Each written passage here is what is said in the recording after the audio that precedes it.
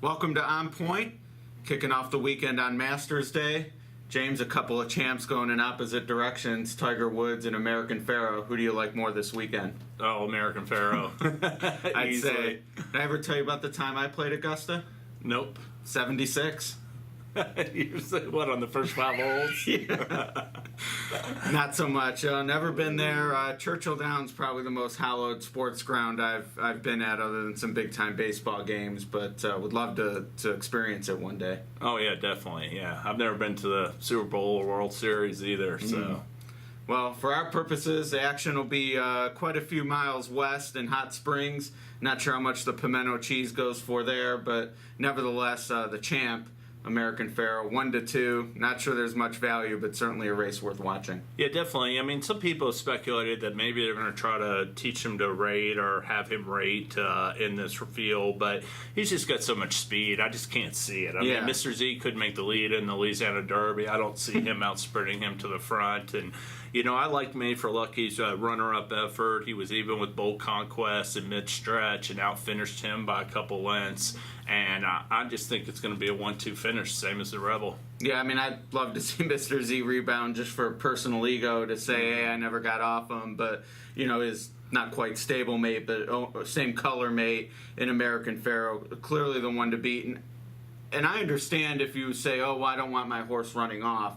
I don't really understand how a horse with his brilliance rates in this race, though. I mean, you would literally have to strangle him back. I mean, he's just too fast. Yeah, I mean, and he was in a speed-laden Del Mar Futurity field, and he's 22 and 45, and he was doing it on a 3-length lead, you know. So he's as quick to me as Bodemeister, who outsprinted Trinidad to the lead, and so I just don't. I see him as the speed of the speed this year. Yeah, absolutely. I mean, it'd be one thing if we were talking about a one-turn mile and maybe there was someone to sit off just because they're capable of being faster.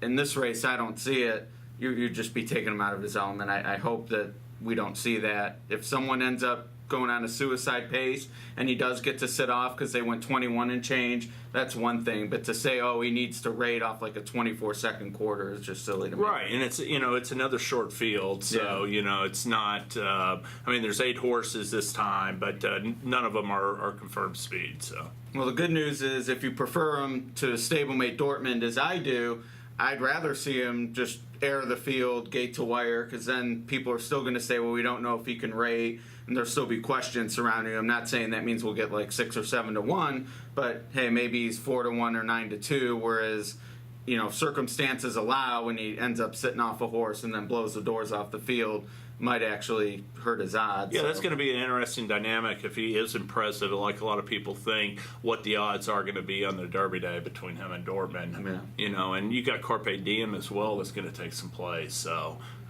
you know, it's going to be tough for them to be too low in the Kentucky Derby in my eyes. Yeah, absolutely. Well, we'll have a few weeks to discuss all those machinations before we actually get to our Derby picks the week of the Derby, but we'll definitely be back next week to recap all the prep season action and look forward to who everyone's going to be betting, maybe not necessarily us, but the other people. Right, exactly. All right. Well, we'll talk to you next week.